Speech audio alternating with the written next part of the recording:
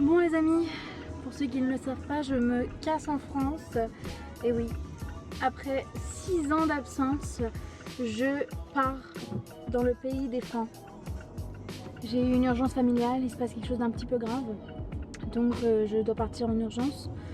En plein coronavirus. Je t'emmène avec moi. Je me suis dit que c'était une bonne idée. Je pense qu'en 6 ans, j'ai plein de choses à redécouvrir de la France.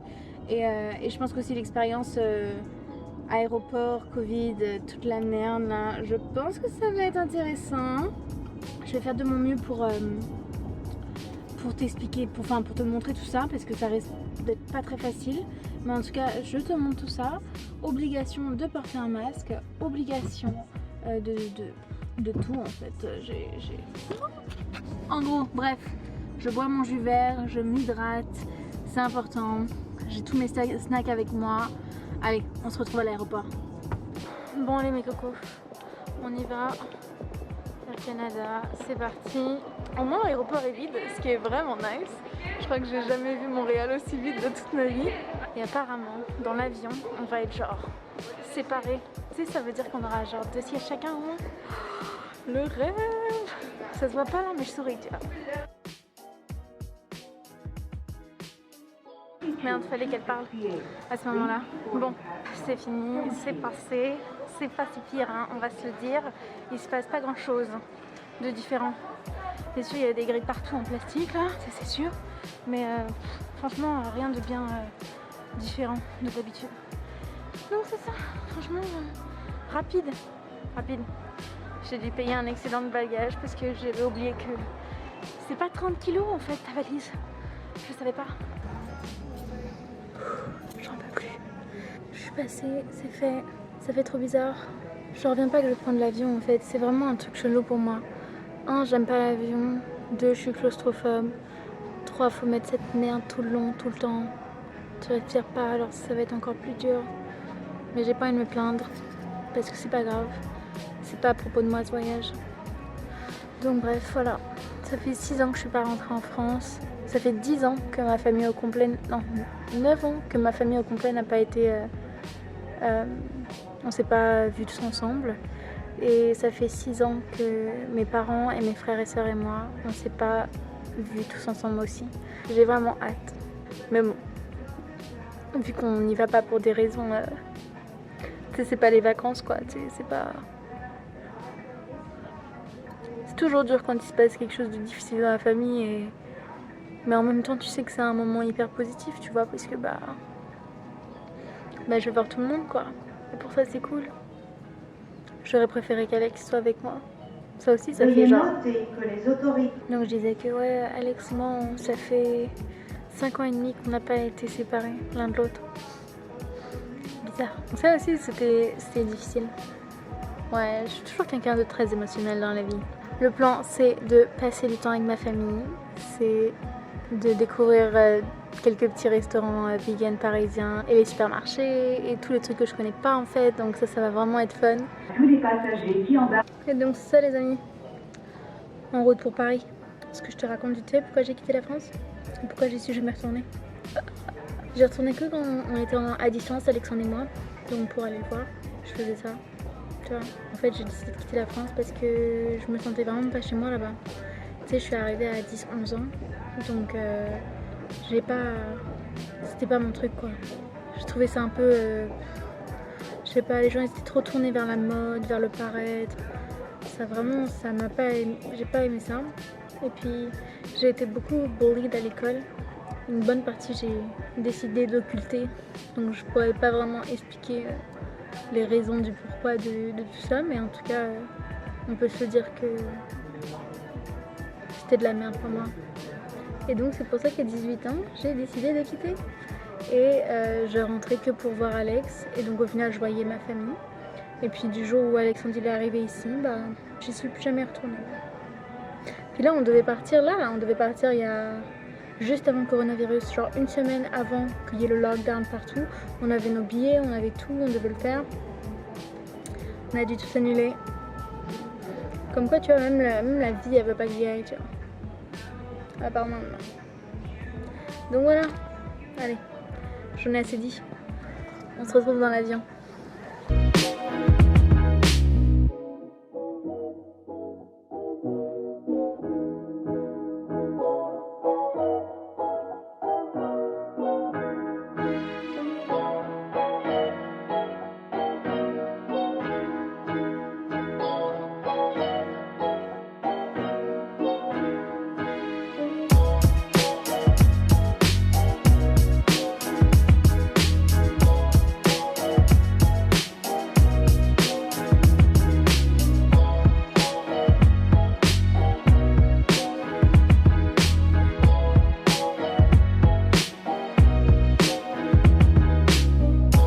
yeah, I just arrived in France.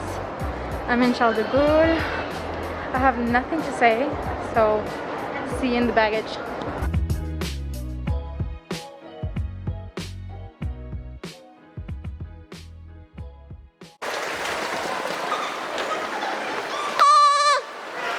Les amis, Salomé! Salut les gars! Oh oh oh! Yo, la voiture elle a pas de caméra de recul. Je capote frère. Ah ouais. Ça fait trop peur. Toi t'es habitué au truc de luxe toi. Y'a pas ça chez nous. C'est moi, y'en a un. Bon, on va se parler pendant 40 minutes de route là pour arriver. Je te reprends quand on arrive chez Joe. 4 ans sans le voir, putain. 4 ans sans voir mon frère les amis. Allez, go! Vous voyez, hein, parce que Port de Vincennes, c'est juste à côté de chez Jonas. Donc voilà, C'est le périph', hein. c'est le périph'. Oh, toutes ces caméras. Il y en a partout. Putain. Eh ouais. Mais c'est ghetto la France. Mais non, mais c'est pour ça, c'est pour pas qu'on fasse des excès de vitesse. Non mais regarde-moi tous ces tags. Ouais, c'est bien non? C'est moche. Putain, il y a tout qui est moche. Regarde-moi ça, tout est moche. C'est le périph', vous êtes pas encore à Paris. Oh putain. De Vincennes, Oh putain. nous entrons dans Paris. Oh mais non. Oh putain, un chien. Ici t'as pas le droit de foncer à orange. Non. Oh c'est dommage. Yo les gars, regardez. Il y a un immeuble et après il y a un autre immeuble même. Il devrait être devant, non? Tu trouves pas qu'il devrait pas être caché comme un petit con derrière lui là? Le pauvre, ils se sont trompés. Il y a un trou là, il devrait genre... C'est parce qu'il y a des cours. Il y a des immeubles dans des immeubles dans des immeubles. Ah mais c'est horrible. Mais non, Imagine t'es là-dedans, t'es enfermé. mais non, t'es bien. Joe, Ouais, je te kiffe gros, j'arrive. bah moi aussi, t'inquiète. Ah putain Joe, j'arrive. Ah ouais, t'inquiète, on est là, je suis à Londres, j'attends. J'adore putain, 4 ans. Prochaine installation. Voilà. C'est tout ce que t'as à dire? Non, c'est tout ce que j'ai à dire. Oh super, ok.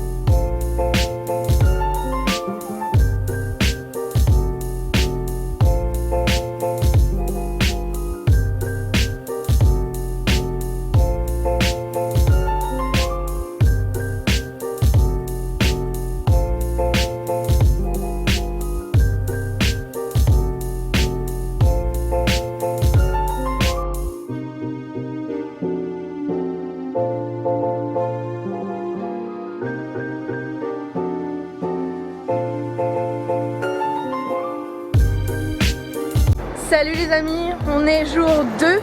J'ai dormi pendant 11 heures. Je sais pas comment j'ai fait pour tenir de mercredi 9h, 7h du matin à jeudi minuit. Bref, une grosse dingue. Donc là, je vais au restaurant coréen vegan avec certains membres de ma famille. Ce soir, on fait soirée salade, on déguste des fromages vegan avec tout le monde. Donc ça va être vraiment fun. Franchement, j'ai pas grand chose à te dire à part que c'est la course.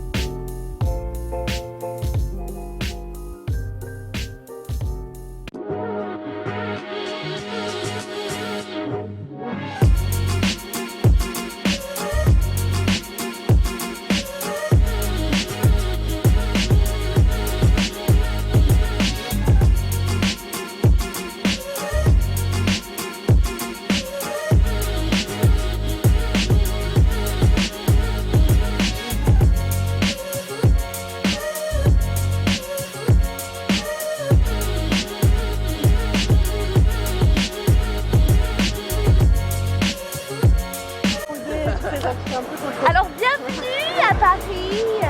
Ici nous sommes dans un quartier quand même hyper connu, hyper populaire. Alors nous traînons souvent ici le soir, entre amis bien sûr. Nous posons un cul sur un bord de pavé. Voyez-vous ici plutôt. Nous adorons boire des mauvaises bières sur ces quais. Nous sommes en amour avec ce quartier de Paris et plus c'est coutume est de poser un cul ainsi. Voilà. Et là, les conversations naissent, l'amour naît, les amis et le cercle s'agrandit. Et c'est comme ça qu'on passe nos nuits d'été à Paris.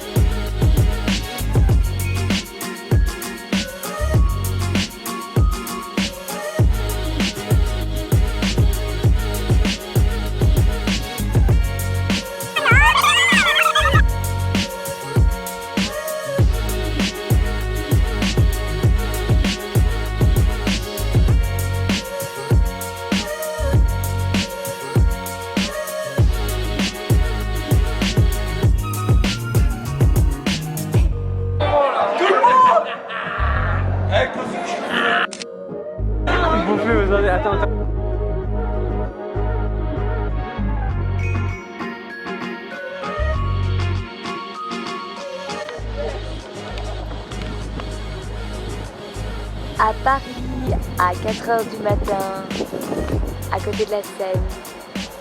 Et c'est magnifique. C'est là, c'est ouf les gars. Très beau, c'est ouf. Ça va être trop plaisir.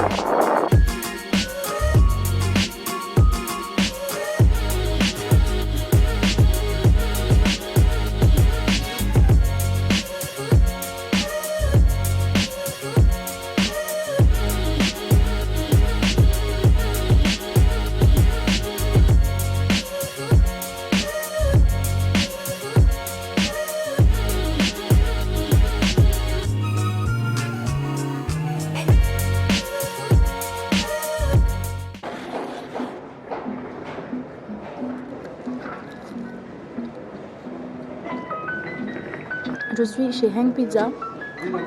C'est pas mal du tout. Ça manque clairement de fromage vegan. Ils sont pas très généreux sur le fromage. J'ai pris celle pesto, la mama style et la montagnarde. Donc celle-là c'est avec de la patate et du fromage et des champis. Les deux sont super sympas. Clairement la pâte est hyper différente qu'au Québec. C'est vachement croustillant et ça ressemble plus à une sorte de baguette mélangée à une sorte de deep dish, mais vraiment cuite. C'est pas comme elle est pas crue, tu vois, au centre. Elle est pas very good. I'm enjoying this.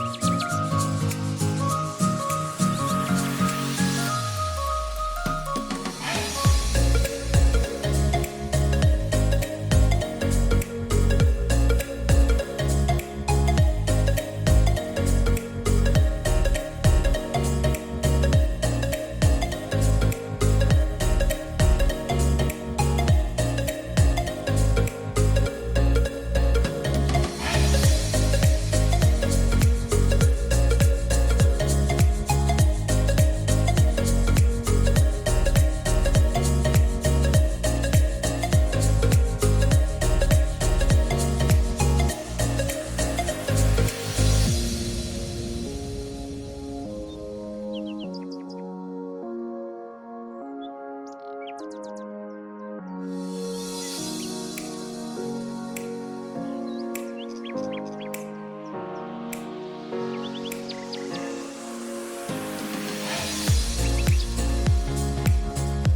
parti pris, il est de reconstruire quelque chose. T'imagines une super belle terrasse en haut de Notre-Dame où on peut boire des cafés. Ce serait ouf. C'était l'opinion de la Parisienne.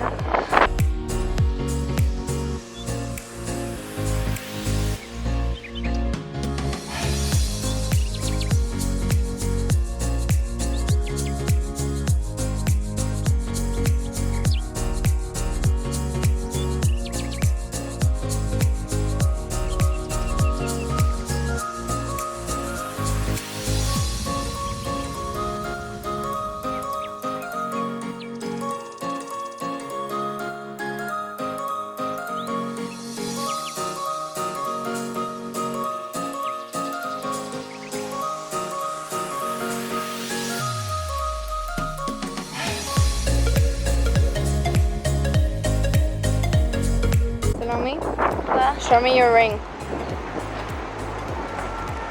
You can kill someone. Easy.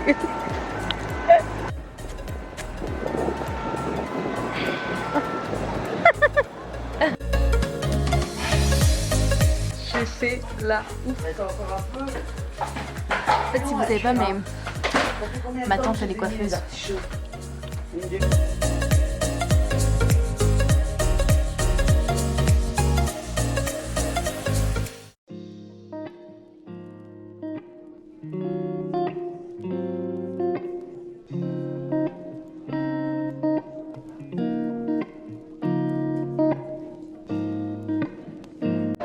Bon les amis, c'est la fin du voyage. J'avoue, j'ai pas beaucoup parlé, je sais pas comment cette vidéo elle va se finir, mais j'ai passé beaucoup de temps avec ma famille, c'était vraiment sympa. C'est sûr que vu que j'y vais pour quelque chose de difficile, bah c'est difficile. Mais bon, c'est pas grave, c'est fini, je rentre à Montréal, j'ai hâte de voir Alex, j'ai hâte de voir Snowy, qui vient de se faire enlever ses points de suture. Donc on verra les gars. Je te fais un petit débrief à la maison. Parce que là, je regarde Friends et je suis bien. À tout à l'heure. Salut tout le monde. Nous sommes un matin de quarantaine. Les jours se ressemblent.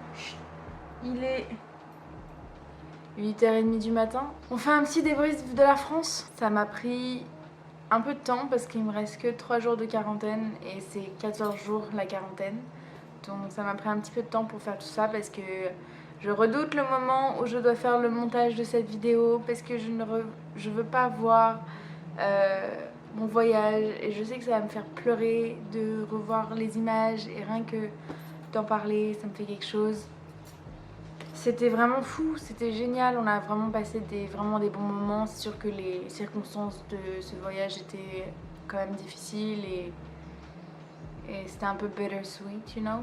J'ai pas trop envie de m'étendre sur tout cet aspect-là de mon voyage et je pense que c'est un petit peu pour ça que j'ai pas pu filmer autant que j'aurais aimé ou faire autant de choses que j'aurais aimé parce que j'étais vraiment concentrée dans rester avec ma famille et j'avais pas envie de filmer ça parce que c'était privé en fait.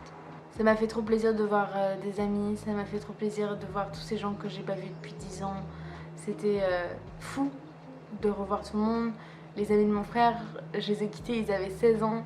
Là je les vois, ils ont 26 ans, c'est des énormes monsieur, enfin c'est trop bizarre. J'ai revu ma bonne amie Mélanie avec qui j'étais au scout avec elle quand je la connais depuis que j'ai 11 ans. Donc ça aussi c'était vraiment très très spécial et très important pour moi. Puis j'ai découvert de la bouffe aussi vegan en France. Bon, on va se dire, je suis pas hyper impressionnée à part les trucs indiens, mais d'un côté les trucs indiens ils sont super bons ici aussi, donc il n'y a pas vraiment de trucs ouf, à part bien entendu les boulangeries. Magnifique. Le pain, j'ai mangé du pain, j'aurais jamais dû, ça m'a fait super mal au ventre quand je suis revenue, mais c'est pas grave. je suis contente. J'ai été chez Aromazone. Ah putain, Aromazone, c'est un endroit où tu fabriques tes produits beauté, genre toutes les bases pour tous les produits de beauté, ça coûte rien.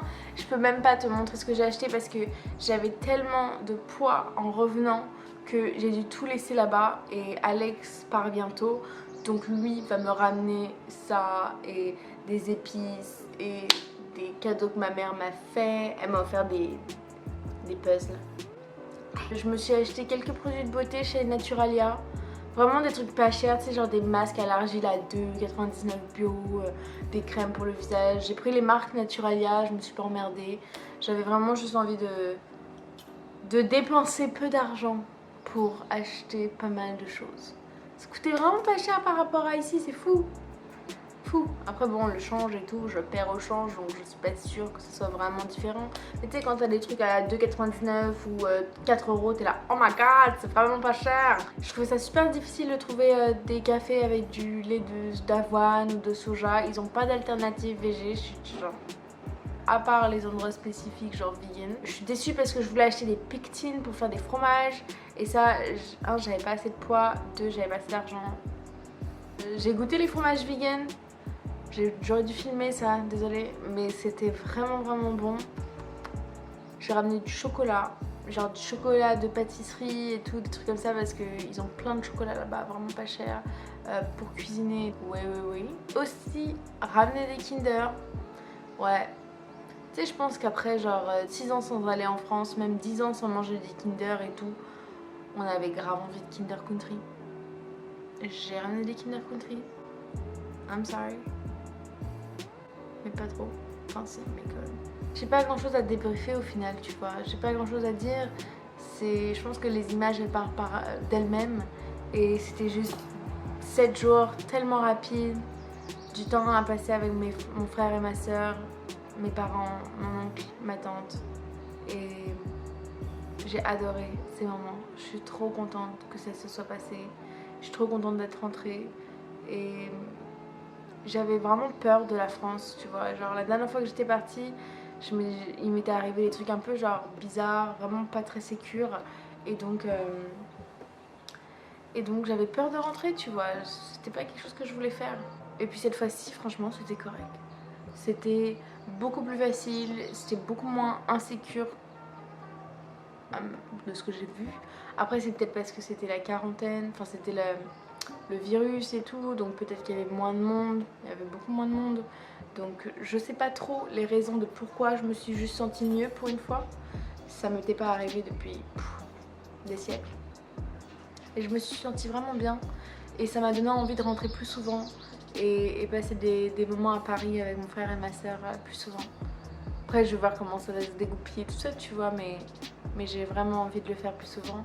Après, faut pas oublier, on a Snowy, c'est quand même difficile de voyager parce qu'on peut pas le prendre avec nous. Et moi j'ai pas grand monde dans ma vie, donc je sais pas trop à qui le laisser, tu vois. Si tu te poses des questions sur le virus et tout, j'ai pas trouvé ça fou. Tu mets ton masque dans les transports en commun, les cafés, les restaurants et tout, t'as besoin. Les supermarchés et tout, c'est pas obligatoire, genre tu peux le faire, mais il y en a beaucoup qui s'en foutent. Le retour c'est un peu ridicule à l'aéroport, on va se le dire, à Charles de Gaulle. Tu sais, personne n'a le droit de rentrer dans l'aéroport s'ils ont pas un billet d'avion. Ils te checkent 3000 fois pour savoir si tu peux rentrer au Canada. J'ai l'air un peu dépressive, mais je pense que c'est juste parce qu'il est 8h30 du matin et que j'ai du mal à me réveiller. Ouais, je pense aussi que c'est un sujet un petit peu touchy en ce moment et j'ai pas hâte d'ouvrir l'ordinateur et regarder tout. Oh putain, je vais pleurer tellement. Oh. Donc en France, il y a plus d'options vegan qu'à Montréal. Il y a plus de restaurants vegan et de cafés vegan. Il y a plus de fromage. Il y a moins d'options lait dans les endroits réguliers là. Tu peux pas vraiment avoir des options végé. Donc presque tous les restos, t'as toujours une option végé vegan. Parce que j'ai trouvé ça vraiment génial. Ouais. Voilà. C'était mon voyage en France, ou mon retour en catastrophe, c'est fait. La vie reprend son cours et la prochaine vidéo, bah, tu verras. Je t'embrasse, à bientôt Et j'espère que tu auras aimé ces petites minutes de Paris et de ma vie là-bas pendant une semaine. Bye.